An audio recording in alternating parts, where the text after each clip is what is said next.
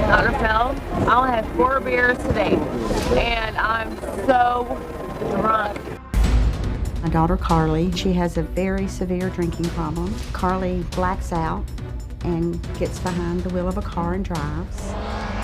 6 nights a week I do drink and drive. I can drink 16 beers.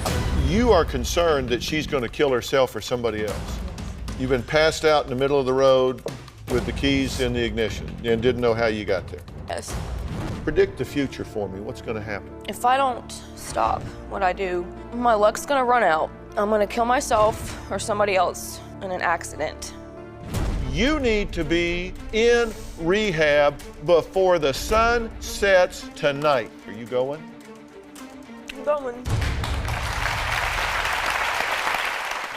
Well, joining us now is Carly, who was here 11 years ago, and you have now 7 years in a row sober, right? Yes. Congratulations on that. So, how is life? Life is phenomenal today. I am now a married woman, and I have 2 beautiful baby boys. And I am just living life. And living life, actually, now. You know, one of the things that we do here is we document stories. We don't become part of the story, we document stories, because you see people shooting up or whatever. We don't ever ask anybody to show us what they do. We don't ever ask them to shoot up or certainly drive drunk or whatever. We sent you a camera, and you documented yourself. You made a diary. And now, as you look at it with 2 children, and look at that as though it's another person out there, how would you look at that person today?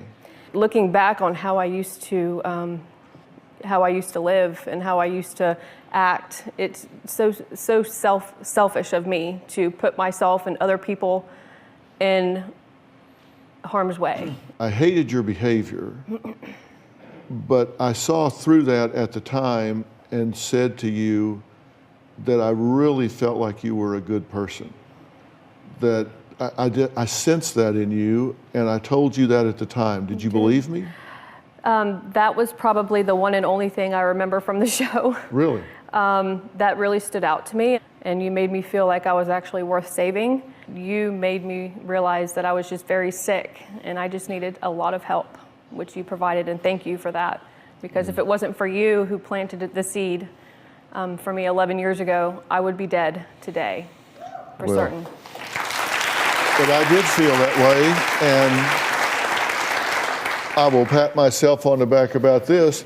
I was right, wasn't I? Yes, sir. Because look at you now. Yes, sir, you were. I wish Justin was still out here because I love him. Well, Justin, come on out here. Come on out here. Your ears burning? We were talking about you. A little bit, yeah.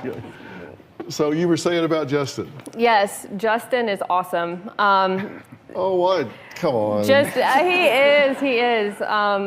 I know he's who I dealt with the last time, 11 years ago, and this time him and Andrea both, they've been phenomenal. But I know that whenever he personally came into my dressing room today and just sat there and we chatted like we were best friends. It's a growing, like you said earlier, you know, we're in this together, all of us, you and him and all the producers, and you know, it takes a team. We really appreciate you and appreciate you being here now. Thank you for having me. Right, it's such an honor. All right.